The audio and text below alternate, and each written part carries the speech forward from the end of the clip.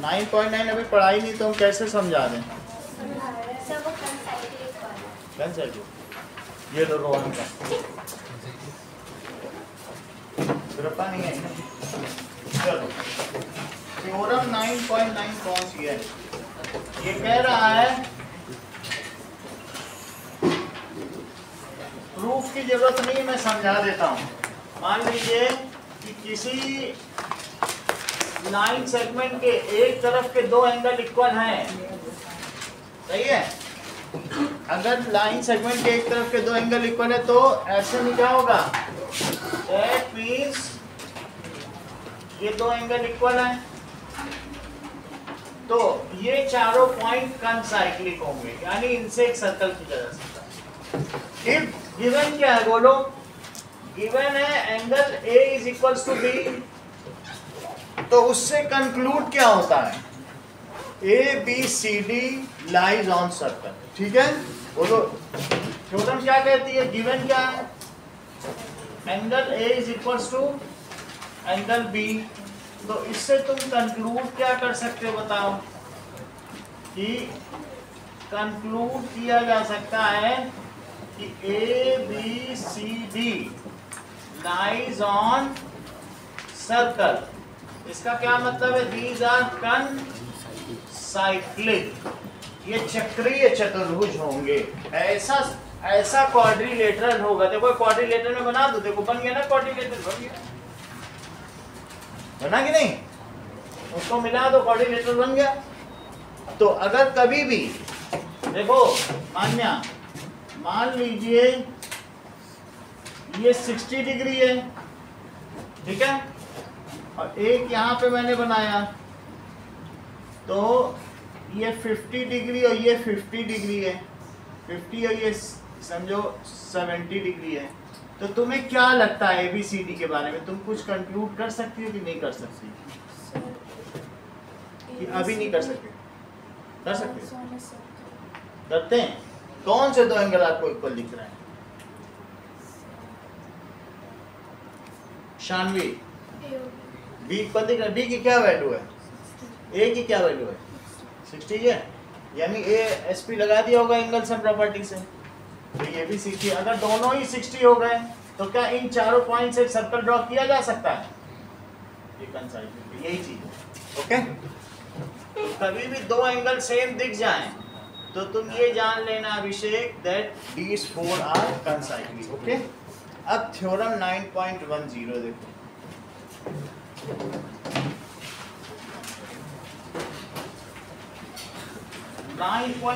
क्या कहती है? Sum of either pair of opposite angles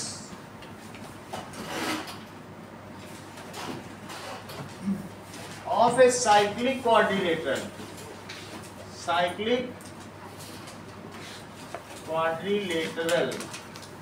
is supplementary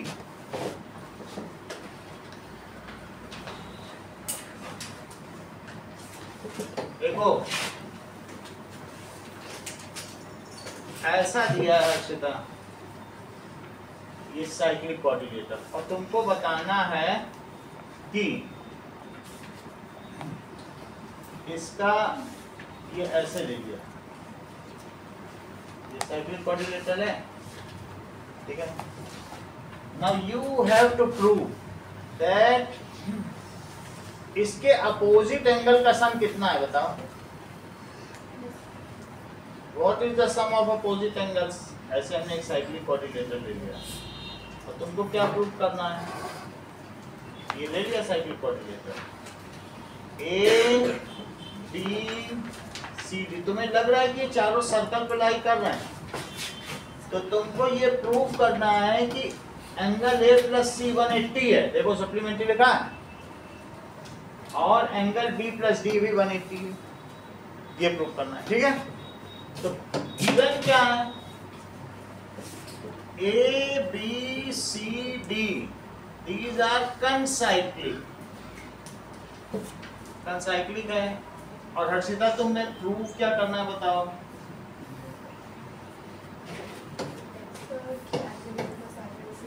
angle A plus angle C 180 है और angle B plus angle D भी 180 है। तो इसका प्रूफ देखिए।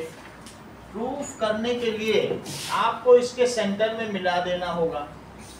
ये वो है, चूंकि आप एक कंस्ट्रक्शन कर रही है तो डॉटेड होगा। ज्वाइंट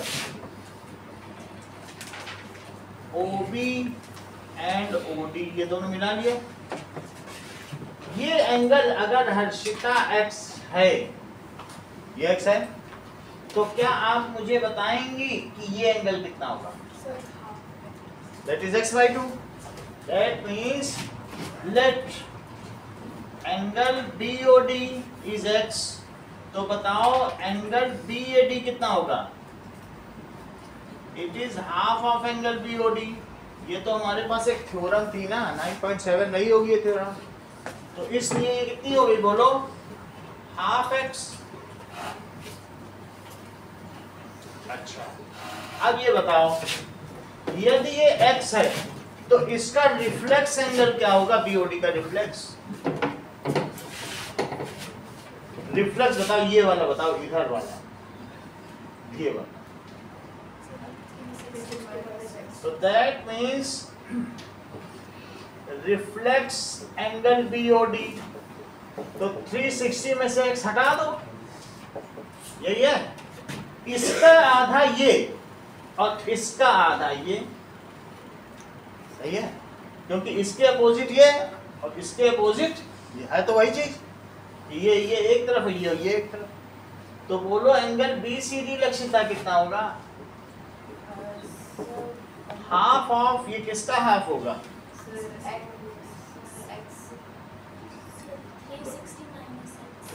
360 माइनस x का ये हाफ होगा। देखो ये मतलब आप ये देखो ना, सेम साइड वाले, ये और ये सेम साइड है, तो सेंटर वाला इसका डबल और ये सेम साइड है, तो इसका ये डबल। फिर से देखो, मान लो ये हमारे पास एक रेक्टेंगल है।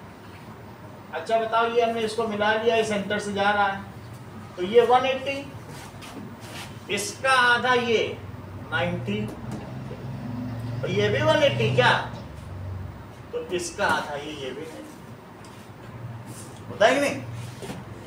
तो इससे क्या पता चल रहा है बताओ? BCD कितना हुआ लक्षिता? हाँ, that is half of reflex angle BOD। लेकिन रिफ्लेक्स BOD कितना है बताइए? Half of 360 degree minus x।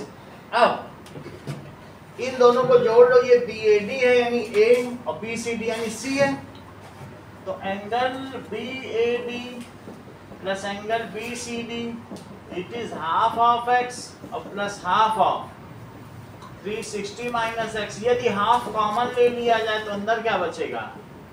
x plus 360 minus x और x कट कर दिया जाए तो अंदर क्या बचेगा? तो क्या 180 आ गया कि a और c सप्लीमेंट्री है। सिमिलरली क्या होगा? Similarly angle B plus angle D क्या हो जाएगा? वो भी 180 होगा, क्योंकि ऐसा है ना आपका ट्रायंगल, ये कोऑर्डिनेटर। तो अगर तुम्हें B और D प्रूव करना है तब तुम क्या करोगे बताओ? B और D प्रूव करने के लिए तुम इसको सेंटर से मिलाओगे, बोलो सही बात है? इसको मिला लोगे तब क्या होगा बताओ? यदि ये x, अब x ना लो, अब क्या लो? तो ये y by 2 और ये 360 डिग्री माइनस y, तो ये कितना हो जाएगा? That is half of 360 minus y। और दोनों को जोड़ दो जैसे यहाँ जोड़ा गया है, तो वही चीज आ जाएगी। फिर से समझो, मान लो हमारे पास एक सर्कल है और इसमें यहाँ पर इस तरीके से एक क्वाड्रिलेटरल है, ठीक है। अच्छा ये बताओ लक्षिता, आपसे पूछा जा रहा है, ये 120 डिग्री है, तो आप मुझे बताइए 120 तो ये कितना होगा? 60 डिग्री। और ये कितना होगा? सर 240। ये 240 डिग्री होगा, तो ये कितना होगा? सर 120 होगा। तो इसे अब आपको इसके माध्यम से निकालने की जरूरत नहीं है। बोलो these are cyclic so it is 60 so this is 120। आता इसी के माध्यम से, बट चूंकि अब एक थ्योरम बन गई है, सो एक का पता होने तो तुम सीधा सामने वाले की वैल्यू बता देंगे। ठीक है, ये नहीं सोचना कि पहले इसका रिफ्लेक्स निकालें तो वो निकालें तो वो, ऐसे नहीं करना। जब आमने का एंगल पता हो तो सामने का बता देना, अगर सब साइक्लिक। बोलो बात समझा? चलो अब ये जरा देखिए कि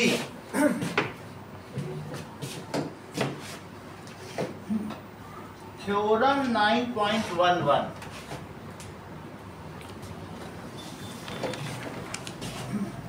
9.10 को आयुषी रिपीट करो।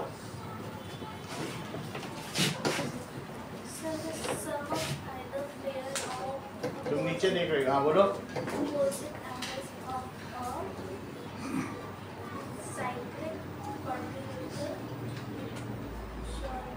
Is supplementary. शामिल रिपीट करो।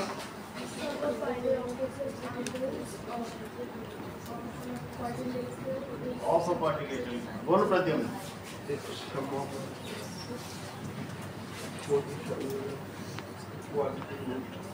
तुमने गलत थ्योरम पढ़ी। इफ अगर सम वो तो उल्टा है, तुम कन्वर्स बता रहे हो। पहले बोलो।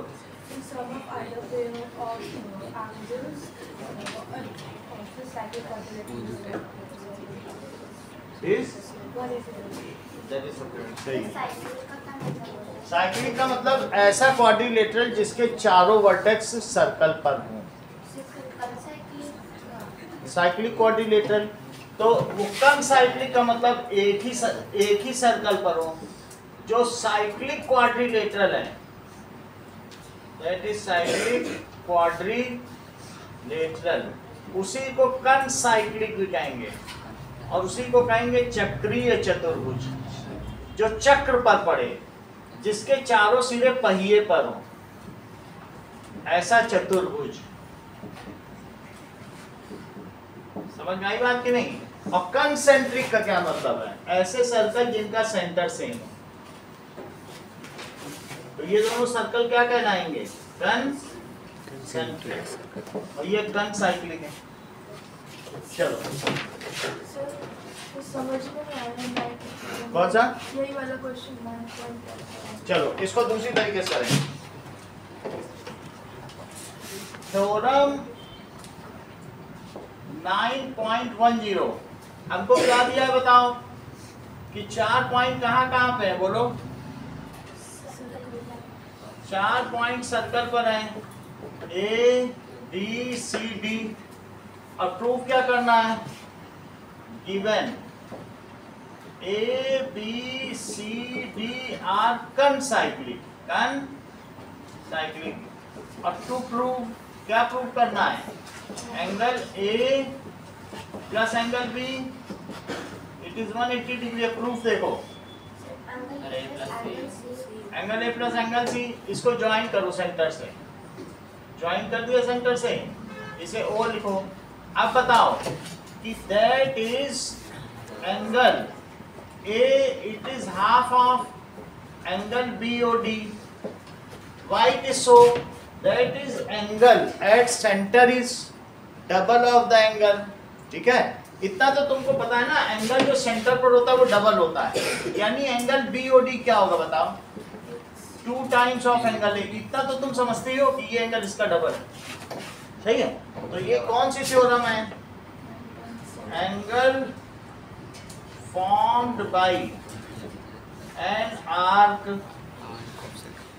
at center, ये कितनी होती है? is double of the angle formed by it on remaining part of circle। यही क्या? remaining part of circle। अब देखो इतनी बात तुमको मानना समझ में आई क्या?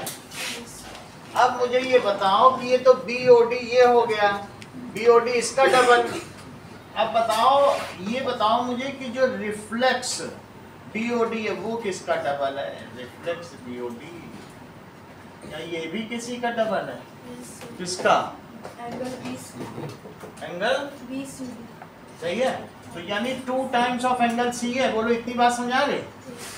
जोड़ो जरा दोनों को, एंगल बीओडी और plus reflex angle BOD, it is 2 times A और प्लस 2 टाइम्स सी। तुमको ये मालूम है कोई एंगल और उसका रिफ्लेक्स मिला के कंप्लीट एंगल बनता है, और उसकी कितनी वैल्यू होती है? 360। देखो 360। सो 360 degree is 2 times angle A और प्लस एंगल सी। 2 को यहाँ ले आओ जरा, तो बताओ angle A plus angle C क्या हो गया? अब समझ में आया कुछ कुछ? सही है। और similarly angle B plus angle D अगर वैसे ले लेंगे जैसे वहां लिया तो वो चीज भाई ऐसे मिला लो, ये तो इधर इधर के सिमिलरली। अब नहीं तो ऐसा दूसरा तरीका देखो, इतना तुम्हें समझ आ गया। अब तुम मुझे बताओ कि a प्लस बी और प्लस सी प्लस डी इसकी वैल्यू कितनी होती है? क्या ये angle sum property of quadrilateral की वजह से? और दो मिलके क्या 180 हो चुके हैं, तो बचे हुए दो मिलके क्या होंगे? 180 हो गया दूसरा तो नहीं, ये तो सबसे आसान है। तो हम क्या लिखने बोलो? a plus C plus B plus D it is 360, तो ये तो 180 हो ही चुका है। तो बताइए b प्लस डी कितना होगा? तो b plus D it is 180 degree, hence proved. अभी दोनों चीज क्लियर हो गई? अगला सवाल देखिए। एक बार 9.10 शानवी से और पूछें। बोलो Shanvi. The sum of either pair of opposite angles of a concyclic quadrilateral कंसाइक्लिक रखा है कि साइक्लिक रखा? cycle। मतलब कंसाइक्लिक अलग बोला जाएगा, फिर कंसाइक्लिक के साथ देखो ये समझो, मेरा कहने का मतलब है तुम कंसाइक्लिक कब बोलोगी ये भी समझ लो। तुमने बोला है तो समझो इस चीज को। ये कहोगे ये ये ये ये ये ये बोलोगे these 6 points are concyclic। कंसाइक्लिक के लिए कोई भी पॉइंट्स अगर एक साइकिल में है तो कहा जाएगा these 3 points are concyclic। तो ये these अगर 4 हैं तो 4 points are concyclic। मतलब सेंटेंस कैसे बनेगा? 4 points are concyclic और these 6 points कैसे हैं बताओ? are concyclic, यानी एक ही सर्कल भरो तो कंसाइक्लिक। ठीक है, वैसे ये साइक्लिक हेक्सागोनल है। चलो अगला सवाल। अब उल्टी बात करेंगे। अगर मान लो sum of a pair of opposite angles, theorem 9.11, if sum of a pair, दोनों की जरूरत नहीं है, of opposite angles of the quadrilateral is 180 degree, of a quadrilateral is 180 degree, then the quadrilateral is cyclic. Then the quadrilateral is cyclic। देखो अगर हमारे पास ये 4 point हैं और ए बी सी और डी ये गिवन है, angle A plus angle C 180 है। तो रोहन अगर a प्लस और c की वैल्यू इन दोनों का सम 180 है तो क्या दूसरा भी 180 होगा? उनका सम की जरूरी नहीं है, होगा क्योंकि मिलके तो 360 ही होना है। तो एक अगर 360 होगा तो दूसरा भी एक दो का सम 180 होगा तो बाकी दो का भी सम 180 जाएगा। सही है कि नहीं? चलो तो अब हमें ये है, तो इससे क्या प्रूव करना है बताइए? That is okay.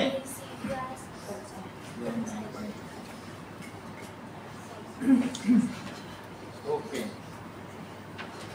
अब इसको प्रूव नहीं कर रहा है, बुक कह रही है इसको थ्योरम 9.9 से प्रूव कर सकते हैं, इसको लीव कर देते हैं। बट ये समझ लो कि ये होने से इट इज कंसाइंड। थ्योरम 9.9 में जैसा नहीं कहता एक लिया फिर इसके अलावा बड़ा किया फिर पार्ट इज ग्रेटर देन, तो उतना करने की जरूरत है, छोड़ रही बुक तो हम भी इट कैन बी प्रूव्ड। बस यही। अब समझो एक बात को कि सर्कल के तुम्हारी यहां से देखो थ्योरम 9.7 से 11 तक, थ्योरम 9.7, 9.8, 9.9, 9.10 और 9.1, ये 5 थ्योरम को कोई सुना दे क्लास में, बता दो। 9.7 पहले सुनाओ, देख लो 2 मिनट देख लो पहले अच्छी तरीके से देखो, आती है बात, सुनाओ सुनाओ।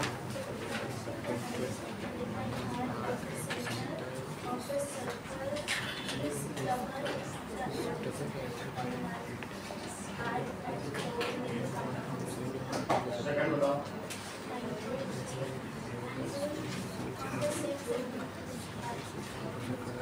पांचों बताओगे देखते हैं, दो बताओ, 5 बताओ, फिर से आ जाएंगे। हाँ बताओ।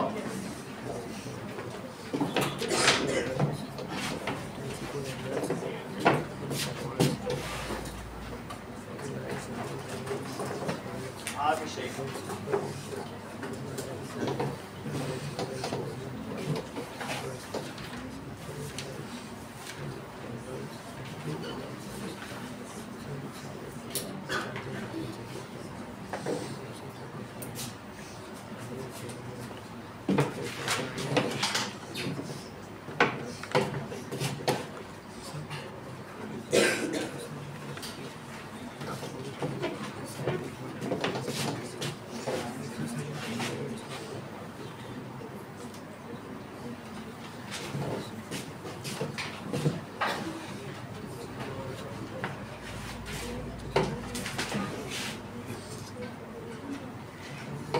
इसको पहले पेपर पे आप लोग लिख लीजिए, मैं फिर भी सुनूंगा, जो सुना देगा फिर पेन ले लो हमसे। पांचों लिखो। Mathematics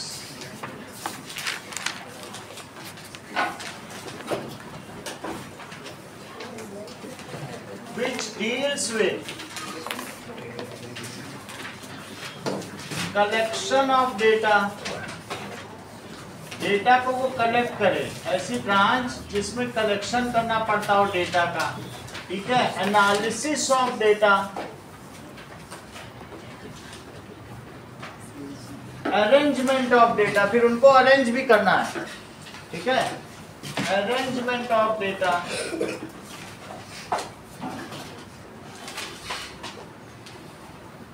and representation of data,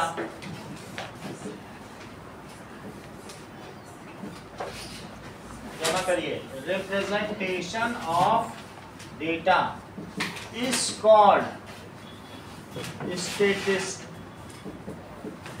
ठीक है। स्टैटिस्टिक्स सांख्यिकी, जो संख्या से डील करे, गणित की उस शाखा को क्या कहेंगे, सांख्यिकी, ठीक है।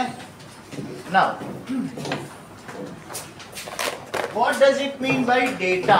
ये कलेक्ट भी करते हैं, उसको एनालिसिस करते हैं, अरेंज भी करते हैं और साथ में रिप्रेजेंटेशन करते हैं। चलो, What is data? Any mathematical information, ठीक है, is known as data। या कोई भी इंफॉर्मेशन जो मैथमेटिकल फॉर्म में, उसे क्या कहेंगे, data. Any information in mathematical form, उसको डेटा कहेंगे। Data is plural of datum. Data क्या है, इज प्लूरल ऑफ डेटम। यदि मैं हर्षिता के 8th का परसेंटेज लूँ तो डेटम, और सभी का ले लूँ तो डेटा। समझ आई बात? किसी का तुम्हारा मोबाइल नंबर ये डेटा में, और सबके मोबाइल, ठीक है, और वो मैथमेटिकल फॉर्म में होना चाहिए। अगर मैं कहूँ कि पलक अच्छी लड़की है तो ये कोई डेटा नहीं है, लेकिन अगर मैं कहूँ कि पलक की हाइट ये है, इनका मोबाइल नंबर ये, इनका ब्लड ग्रुप ये है, और ऐसे कुछ कुछ डेटा जो मैथ्स के फॉर्म में हुए तब डेटा होंगे। ऐसे ही नहीं कि ये बहुत भली है, हमें सत्यवादी है, कि कुछ नहीं माना जाएगा। समझ आई बात कि नहीं? उसका कैसा फॉर्म होना चाहिए बताइए? It should be in abstract noun नहीं चलेगा, एब्स्ट्रैक्ट नाउन नहीं चलता, उसका मैथमेटिकल फॉर्म होना चाहिए। चलिए देखो, डेटा टू टाइप्स के हैं, बात नहीं करो। डेटा टू टाइप्स के हैं, एक प्राइमरी डेटा और एक कौन सा होता है? Secondary data. So data it is of two types, that is primary data, और दूसरा क्या होता है? Secondary data. If data is collected by individual only, तो इंडिविजुअली उसको कलेक्ट करें।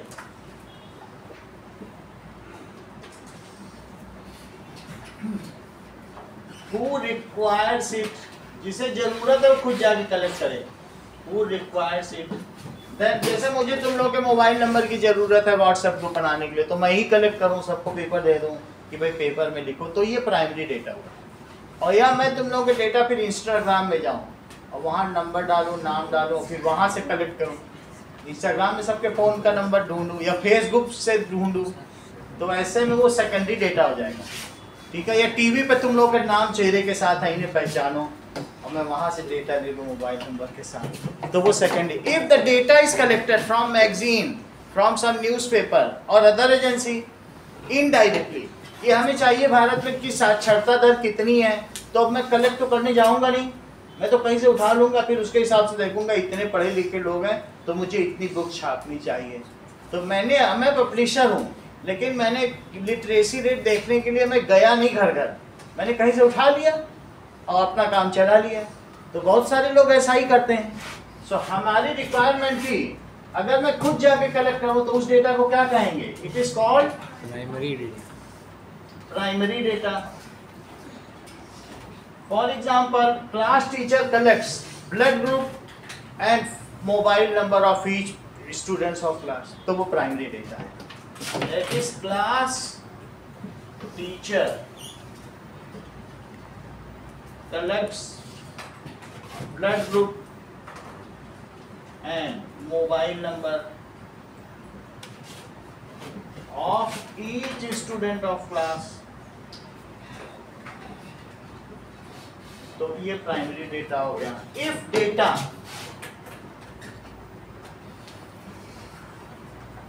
is not collected directly by individual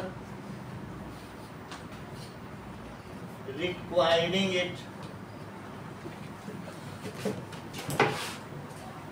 and takes it from other media, media का मतलब है मीडियम से मीडिया बना है, प्लूरल है, फ्रॉम अदर मीडिया, जैसे कहाँ से ले ले, okay, from other media, TV या और कहीं से ले ले। सम बुक, क्रॉनिकल बुक्स आती हैं, जीके बुक, वहाँ से हम उठा ले भाई भारत की साक्षरता दर क्या है, अदर बुक्स मैगजीन से ले ले, या आप न्यूज़पेपर से भी ले सकते हो कि भाई कितने रीडर है उसके हिसाब से, न्यूज़पेपर में भी बहुत सारे डेटा आते हैं। Then it is called secondary data. For example, publisher of a book collects number of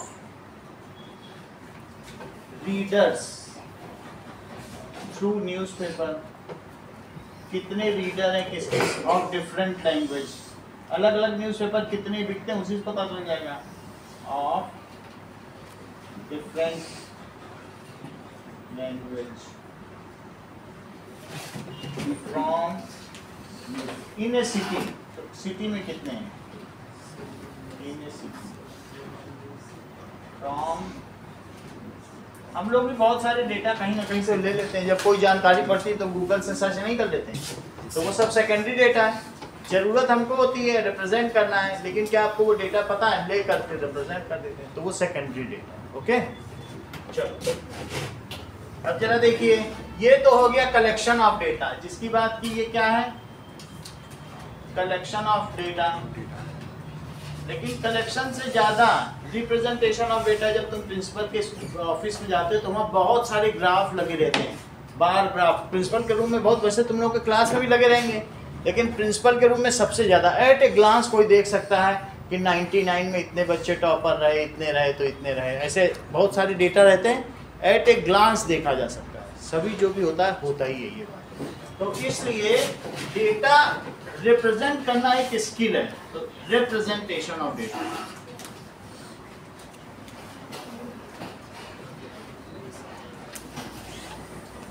So it is the main part of statistics। तो ये सांख्यिकी का मुख्य आकर्षण केंद्र है। कई बार आप लोग कलरफुल पेन से, पेंसिल से करते हो ग्राफ या बार ग्राफ बनाने के लिए, तो बार ग्राफ हो सकता है, हिस्टोग्राम हो सकता है, पाई चार्ट हो सकता है, पॉलीगन हो सकता है, फ्रीक्वेंसी पॉलीगन, फ्रीक्वेंसी पॉलीगन, इन सब के बारे में हम देखेंगे। चलो, so these are the various modes of the representation of data। Okay।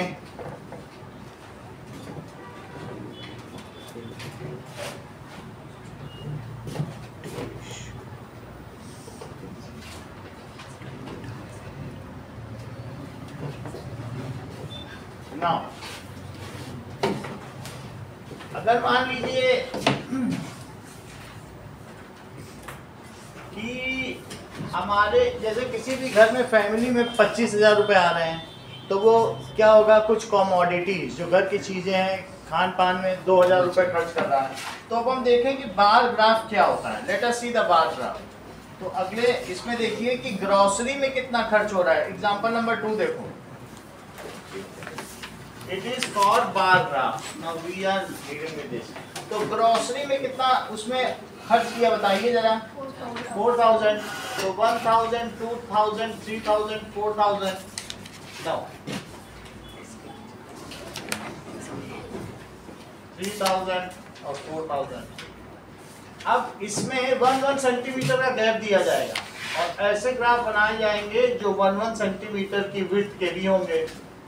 और दिस इज एक्स एक्सिस है, इसको वाई एक्सिस कहेंगे।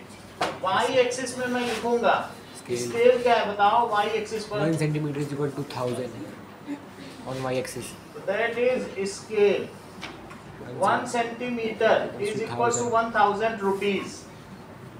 रुपीज 1,000। यहाँ पर आने की कोई जरूरत नहीं, बार ग्राफ में इसकी कोई जरूरत नहीं होती एक्स एक्सिस की। This is x axis. तो यहाँ पर मैं बताऊं कि ग्रोसरी में 4,000 है और द बार, इसको बार कहेंगे, of equal thickness, uniform thickness and uniform gap. इस बात का खास ध्यान देना पड़ेगा, ये चीज है। ओके। अब इसी तरीके से सेकंड देखो, इसमें रेंट कितना है 5,000। तो 5 और फिर 6, तो 5,000 और 6,000। तो ये क्या चीज है बताइए। It is expenditure. दोनों तरफ आपको दिखाना पड़ेगा, एक्सपेंडिचर इन रुपीज। और इधर क्या है, किस हेड में, किन मदों में कितना खर्च हुआ। तो those different heads we will show it. Okay. तो पहला किस में बताइए, grocery. Okay.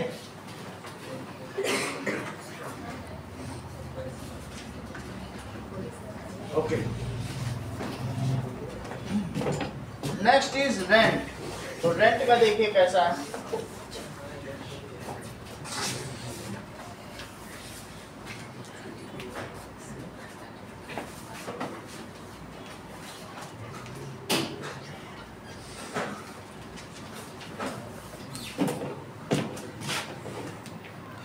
Grocery, rent is 5000। तो ये देखिए इट इज ग्राफ पेपर अभी आ रहा है, तो दैट इज 5000। ओके, इसको स्केल से बनाना है। Yes, sir. Now that is education is again 5000, और जो जिसके हेड्स हैं सबके नाम लिखने हैं। एजुकेशन ये भी स्केल से होना चाहिए, ऊपर वाला। तो दिस इज रेंट, तो रेंट इसको फिर शेड कर दें तो पता चलेगा कि these are the different rents. Okay, this is education, और इसके आगे हम बनाते चले जाएंगे, जितने सारे होंगे वो बन जाएंगे। पहला क्वेश्चन देखो, पहले क्वेश्चन में क्या दिखाया गया है?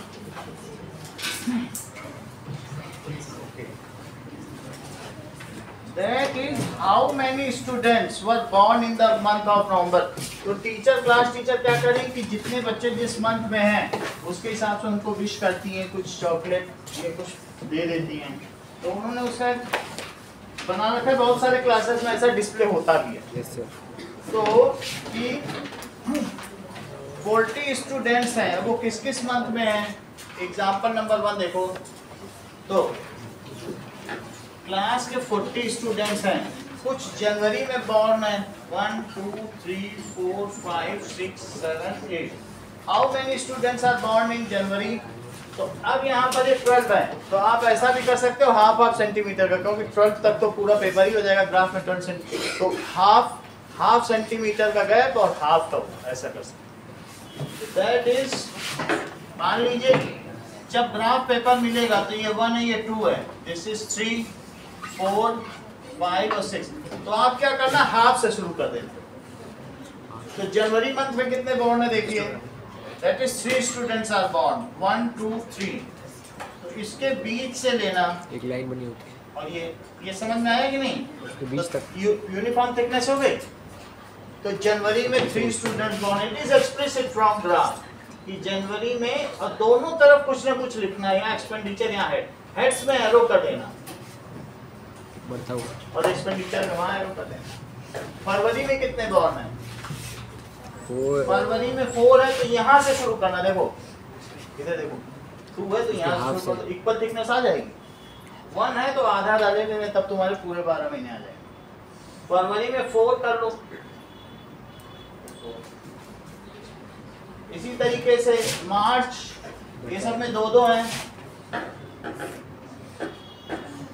मार्च में भी 2 हैं। फिर अब इसमें अब ऐसा करने के बाद यहाँ क्या लिखोगे? दैट इज मंथ्स और नंबर ऑफ स्टूडेंट्स बॉर्न, है ना, नंबर ऑफ स्टूडेंट्स। ऐसा लिखना। अगर तुम ये डिस्प्ले कहीं लगा दो तो ये पता चलना चाहिए यहीं से, कि किसी से पूछने ना पड़े कि जनवरी में नंबर ऑफ स्टूडेंट ने क्या किया। यहाँ लिखा हो बॉर्न, जो कोई देखे तुरंत पता चले ये जन्मे है। और जैसे तुम सोचो अरे नंबर ही लिख दो, नंबर ऑफ स्टूडेंट, उससे क्या पता चलेगा? वो अगर कहीं लगा दिया जाए उससे कुछ पता चलेगा जनवरी में इन बच्चों ने क्या किया, डाका डाला कि दूध पार्टी, कुछ पता चल रहा है? तो लिखा जाए बॉर्न। ओके, तो this is 3 4 5 6, everything should be written in graph, दोनों तरफ पता चलना चाहिए। And these are the months. और इसके बाद यहाँ स्केल लिख लेना। जो स्केल बार ग्राफ में होता है वो y एक्सिस का ही होता है। तो y एक्सिस का कितना देखिए, 1 centimetre is equal to 1 student. Okay, 1 centimetre it is equal to 1 student on the y axis. तो ये पूरा बना लिया जाएगा। अब जरा देखो क्या क्या चीज पूछी जा रही है मानसी। 2-3 क्वेश्चन पूछे गए हैं। 3 लेटर सिस्टम में यहाँ लिख दिया गया है। मंथ्स ऑफ बर्थ यहाँ लिख दिया है, मंथ्स ऑफ, पूरा बनाना पड़ेगा, छोड़ नहीं सकते, तभी तो ग्राफ पूरा होगा। How many students were born in November? जरा चेक तो करो। 4 students. In which month were the maximum number of students August. born? August. Okay, आगे देखिए। तो हिस्टोग्राम क्या होता है? हिस्टोग्राम में मान लीजिए डिस्ट्रीब्यूशन जो ऑफ फ्रीक्वेंसी कंटिन्यूअस डेटा होते हैं वहाँ हिस्टोग्राम बनता है। चेक करो फ्रीक्वेंसी पॉलीगॉन ये जो मैंने बनाई ये सब क्या है बताओ? बार ग्राफ ये बार ग्राफ है क्योंकि ये बार है इसमें। तो जब ये सब क्या कहलाती है? बार का बार मतलब ग्राफ। छड़े। तो क्या छड़े जैसा दिख रहा है? इसको शेड भी करना होता है। तो सच ग्राफ जिसमें कोई अलग अलग हेड होते हैं उनको कहते हैं bar graph. This is bar graph. अब देखो शानवी हिस्टोग्राम क्या होता है? मान लीजिए तुम्हारे स्कूल में 0 से 10 मार्क्स 4 बच्चों के आए, 10 से 26 बच्चों के आए, 20 से 30 7 बच्चों के आए, 30 से 40 4 बच्चों के आए, 40 से 50 फ्रीक्वेंसी डिस्ट्रीब्यूशन 3 बच्चों के आए। फ्रीक्वेंसी तो ये डिफरेंट क्लास है। हमने उसको क्लास में डिवाइड कर दिया, 50 में ही मार्क्स दिए गए और ये उनका फ्रीक्वेंसी है फ्रीक्वेंसी है ना? ये क्या है बताइए? Frequency frequency. और ये टेबल कैसा है बताओ? ये फ्रीक्वेंसी यानी टोटल कितने बच्चे? 10 17 21 और 24 तो टोटल कितने हुए? 24 सो this is data of frequency. ये फ्रीक्वेंसी है, बारंबारता, डिस्ट्रीब्यूटेड इन वेरी क्लास। अलग अलग क्लास है ना, ये क्लास, तो इसलिए इसका नाम क्या पड़ेगा? फ्रीक्वेंसी डिस्ट्रीब्यूशन टेबल, बारंबारता आवर्त सारणी। ये अलग अलग क्लास है। इनको क्या कहोगी? अगर मैं 0 से 10 कहूँ तो इसको स्नेहा तुम क्लास कहोगी। ये एक क्लास है, दूसरी क्लास, ठीक है? तो ये सब क्या हुई बताइए? These are classes। Her class की एक लोअर लिमिट है और हर क्लास की एक अपर लिमिट है। जैसे कि मैं कहूँ कि 0 से 10 क्लास है, इसकी फ्रीक्वेंसी क्या है पहले? हाँ, हैज फ्रीक्वेंसी यानी 4 बच्चे ऐसे हैं जो 0 से 10 मार्क्स के बीच में कुछ लाए हैं, 4। और अपर लिमिट नॉट इंक्लूडेड। अगर कोई बच्चा 10 नंबर लाया है तो इसमें रखोगी कि इसमें? तो इसलिए किसी भी in any class upper limit is not included and lower limit is included. देखो इस चीज को, इन एनी क्लास लोअर, लेकिन लास्ट क्लास में अपर लिमिट इसमें इंक्लूड होगा। 50 को कहां लेके जाओगी? तो in any class lower limit is included but upper limit not included। इतनी बात समझ में आई? अब हमसे कहा जा रहा है इसको रिप्रेजेंट करो। ये किस प्रकार का चार्ट है बोलो? फ्रीक्वेंसी डिस्ट्रीब्यूशन टेबल, ठीक है? ग्राफ तो अभी बनाएंगे। ये टेबल किसका है? फ्रीक्वेंसी का डिस्ट्रीब्यूशन कर दिया ना अलग अलग क्लास में। तो this is frequency distribution table.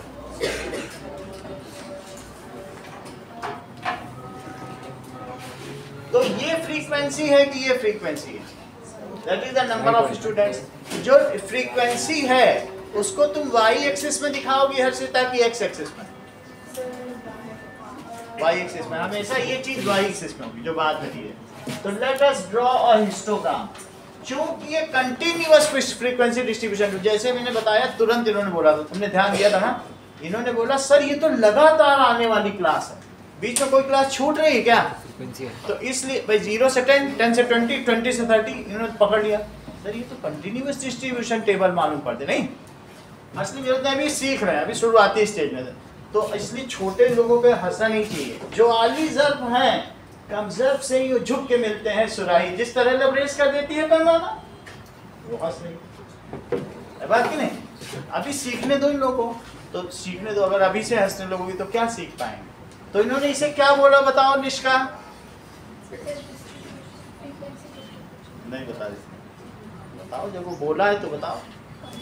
Continuous, ठीक है, सतत बारंबारता आवर्त सारणी, दैट इज कंटिन्यूअस।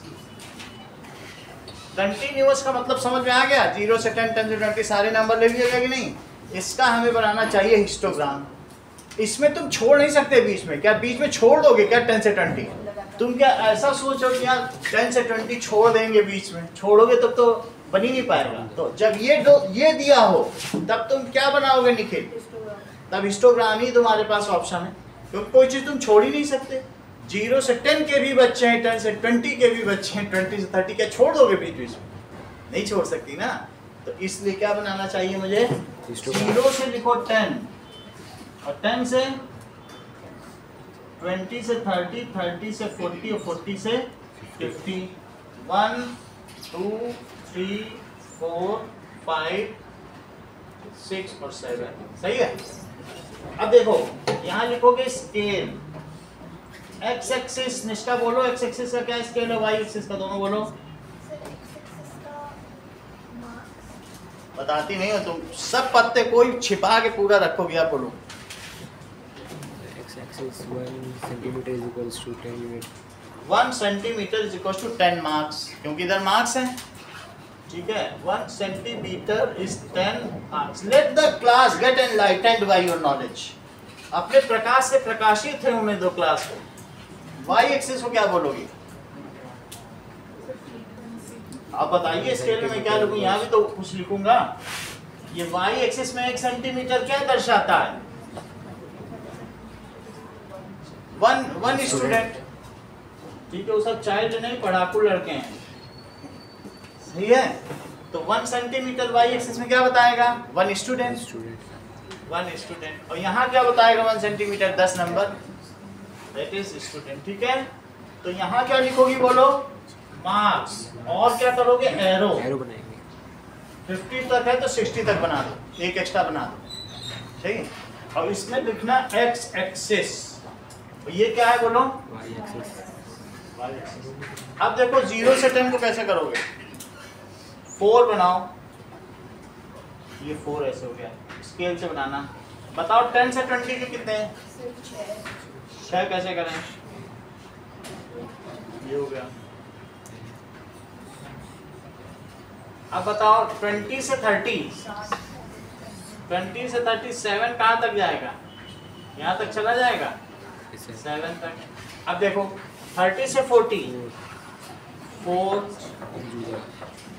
और 40 से 50। हमेशा इस बात को ध्यान देना, जो मीडियम स्टूडेंट्स होते हैं वही क्लास में तेज होते हैं, सबसे ज्यादा होंगे। सबसे लद्दड़ भी कम होते हैं और सबसे तीरंदाज भी कम ही होते हैं। मीडियम सबसे ज्यादा होते हैं। एवरेज बच्चे ज्यादा होते हैं कि नहीं होते हैं? तो इसलिए ये कभी भी ग्राफ बीच में बढ़ा होगा। फ्रीक्वेंसी डिस्ट्रीब्यूशन टेबल यानी हिस्टोग्राम देखोगे तो बीच में बढ़ता हुआ होगा। ये हमारी क्या बन गई बोलो? Frequency distribution table. अभी इसमें कुछ कमी है?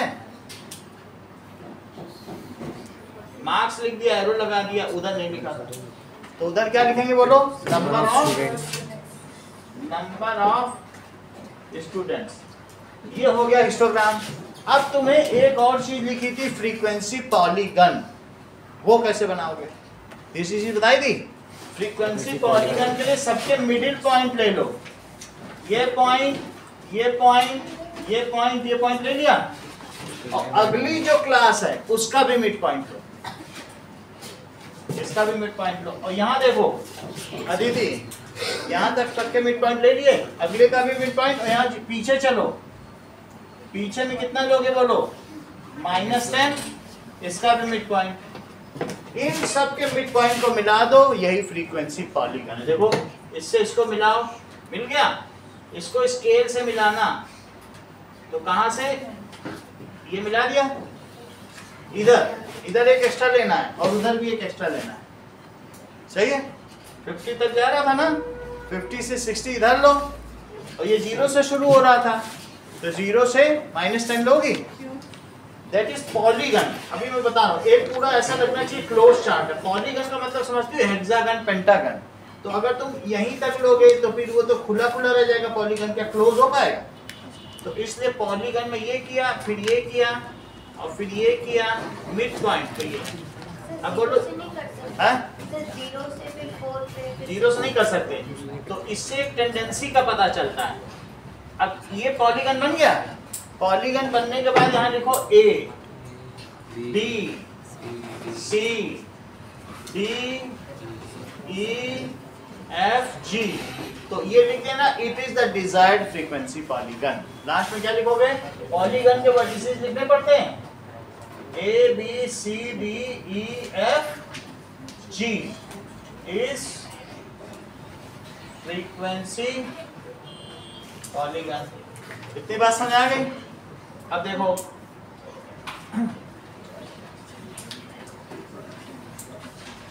हिस्टोग्राम आपके बुक में दिया है।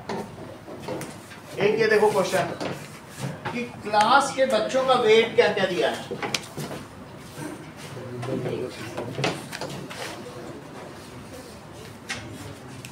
ओके, सो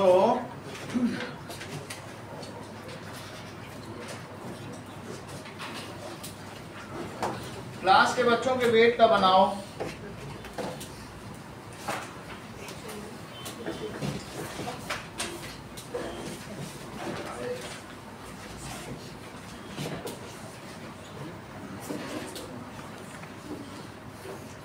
Now, see,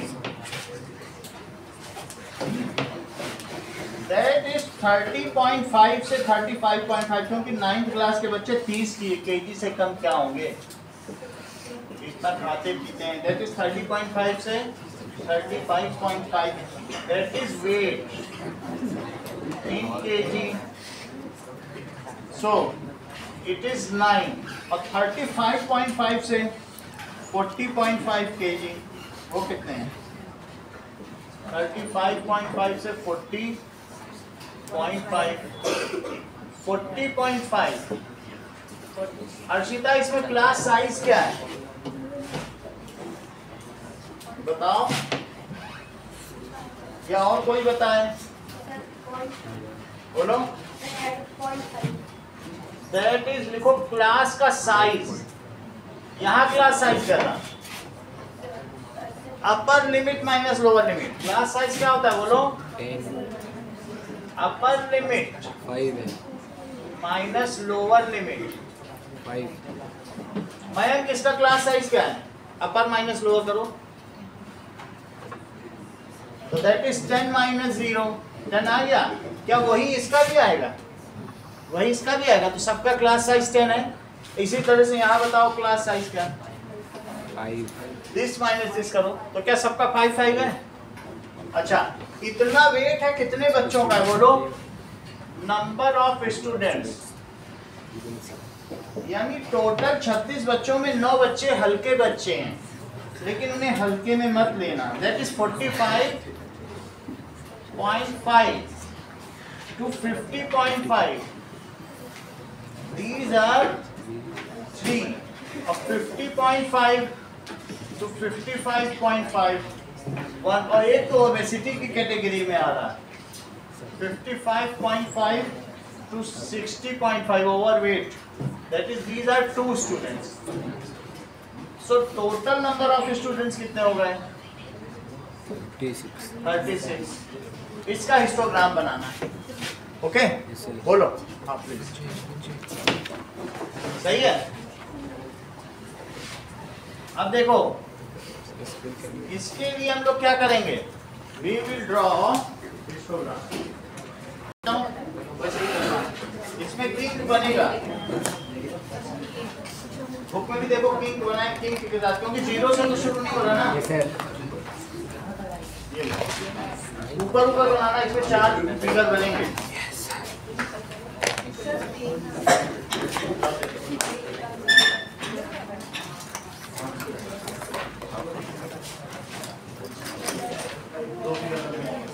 और पीछे भी बनेंगे।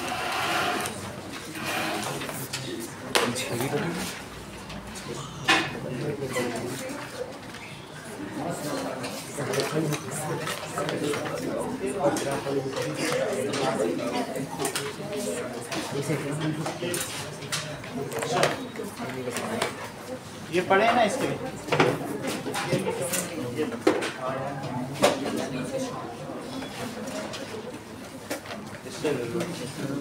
स्केल ना हो तो ये ले लो।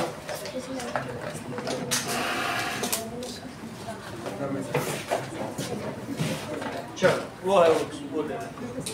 अब देखो कैसे करोगे, दैट इज 0। अब तुमको 35.5 करना है ना, तो 35.5 0 से तो क्या यहाँ किंग बना दो, क्योंकि तुम बहुत सारे छोड़ोगे, यहाँ से तो शुरू नहीं करोगे, वो अच्छा नहीं लगेगा ना ग्राफ, कहेंगे कि इतना खाली छोड़ दिया, ग्राफ सुंदर ही नहीं लगेगा, दिखने में अट्रैक्टिव लगना चाहिए नहीं। शुरू यहीं से करेंगे, किंग दिखा देंगे, तो इसे कितना लिखेंगे बोलो, 30.5, 35.5, 40.5, स्केल सभी के लिखिए और दोनों तरफ जो एक्सिस है एरो बनाइए, 45.5, 50.5, 55.5 एंड 60.5। देखो तुम्हारी बुक में एक एक्स्ट्रा लिया गया है, क्योंकि अभी आगे तुम नेक्स्ट पेज पलटोगे वहां इसका पॉलीगन भी बनाया गया, तो 65.5 देखा ना, पॉलीगन मिल गया, तो हम इसी में पॉलीगन भी सीख लेंगे। ओके, ये किंग तुम्हें समझ में आया ना, क्योंकि इतना तो इतने सारे छोड़ नहीं सकते 30 तक, तो किंग बना दो, तो व्हेन 0 से 9 स्टार्ट हो तो किंग बना दो। और कोई 9 का बच्चा है वो इतना छोटा भी नहीं होगा, 5 किलो की गोद में लेके घूमा, तो इसलिए 30 kg का होगा, तो इसीलिए तो किंग बनाना पड़ा। अब देखो 15 तक तो तुम्हारे लिए बहुत हाइट हो जाएगी, बहुत ऊंचा ग्राफ बनेगा, 2 का 15 तक की फ्रीक्वेंसी इसका ज्यादा हो जाएगी ना, तो देखो 2 लिया गया। ग्राफ का ऐसा साइज होना चाहिए, एक आइडियल रेक्टेंगल होना चाहिए, ये नहीं कि बहुत ऊंचा चला जाए बहुत चपटा, वो अच्छा नहीं लगता ग्राफ, एक हेल्दी रेक्टेंगल होना चाहिए। तो दैट इज 2, 4, 6, 8, 10, 12, 14 और 16, इतना बना दिया, यहाँ एरो लगा दो।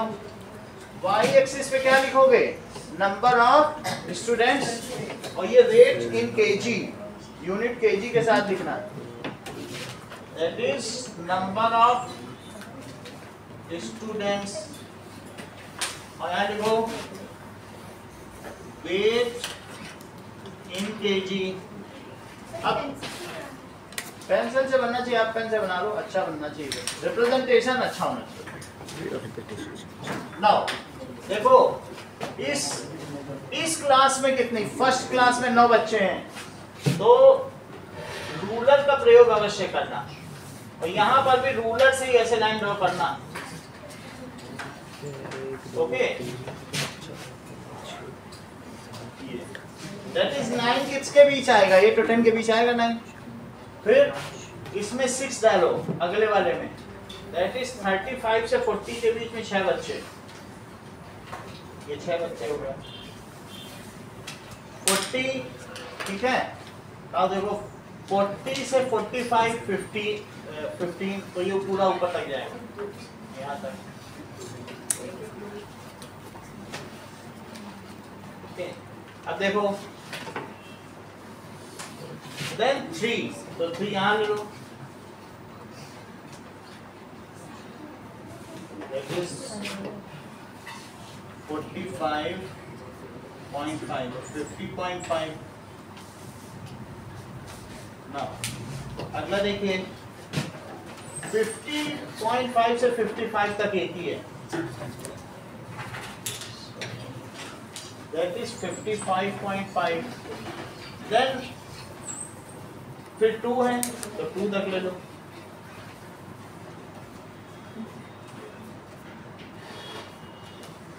that is 60.5, एक एक्स्ट्रा बना लो 65.5। ये हिस्टोग्राम बन गया। हिस्टोग्राम के लिए स्केल दिखाना जरूरी है, इधर भी एरो लगाओ, इधर भी एरो लगाओ। नाउ स्केल y एक्सिस का इसका स्केल क्या है,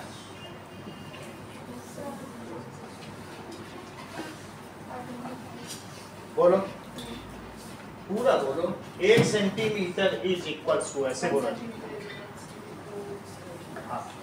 1 centimetre is equals to 2 students. और इधर एक्स एक्सिस का क्या है, निखिल एक्स एक्सिस का क्या है? स्केल बताओ। 10 दिख रहा है, ये 1 सेंटीमीटर तुम्हें 10 दिख रहा है। अभी क्लास साइज 5 क्या? हाँ, एक्स एक्सिस में 1 सेंटीमीटर 5 kg हुआ ना, सबट्रैक्ट करके देख लो। तो X axis 1 centimetre it is equal to 5 kg। इतनी बात हो गई। अब देखो यहाँ पर इधर ड्रॉ करेंगे अदिति, और यहाँ पे ये 0 है ना, तो कुछ करने की जरूरत नहीं, यही अब तुम्हारा हिस्टोग्राम बन जाएगा। इसका मिड पॉइंट ले लो और इसके सबके मिड पॉइंट ले लो। तो अब इन सबके मिड पॉइंट लो और साथ में क्या लो, यहाँ भी लो, यहाँ पे लो, क्योंकि 65 तो 1 सेंटीमीटर है ना, तो इसका मिड पॉइंट ये हुआ और सब मिड पॉइंट मिलाओ। इसको इससे मिलाओ, स्केल से मिलाना, इसको इससे बुक में बना हुआ है, आगे इसी का पॉलीगन है, इसी पर सिखाया है, तो आप उसमें देख लें। This is frequency polygon. Okay? This is all drawn by scale. तो देखो अब मैं डायग्राम दिखा रहा हूँ जिसमें हिस्टोग्राम बना हुआ है। That is 30.5 से पहले इन्होंने क्या किया है कि 25.5 ले लिया, फिर एक किंक बनाया। उस चीज को देख लो, आगे का डायग्राम देखो। That is 12.6, 25. एक और ड्रॉ कर देना, उसका डॉट लगाना, उसका मिड। सही है, मतलब किंक पे ना मिलाओ। 25.5 ले लो, उसका मिड पॉइंट ले लो, फिर उसके पहले किंक बना दो। है बुक में कि नहीं? ये चीज देखी कि नहीं? बना दिया तो अच्छी बात है, ये सही है, ये तो तुम्हारा बन गया। लेकिन जब तुम पॉलीगन बनाओगे ना तो एक एक्स्ट्रा यहाँ ले लेना। ये क्या, अब इसको छोड़ दो, बस तुम्हें मालूम तो है ना कितना ही रखो। ये नहीं लेना, एक एक्स्ट्रा और ले लो, फिर 2 का क्या। अब किंग का मिड पॉइंट तो फिर 15 आ जाएगा, तो कोई सोचेगा 15 पे मिलना है हमको, तो 27.5 लेना इस वजह से। नहीं तो कोई सोचेगा इस 30 का मिड पॉइंट ले, तो गलत हो जाएगा ना। इतना ही रखो।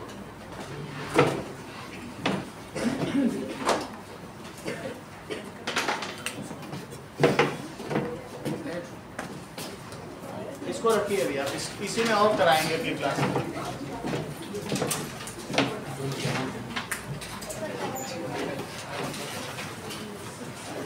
बनाया और दिखा दो, बनाया तो इसमें ये वाला रहेगा।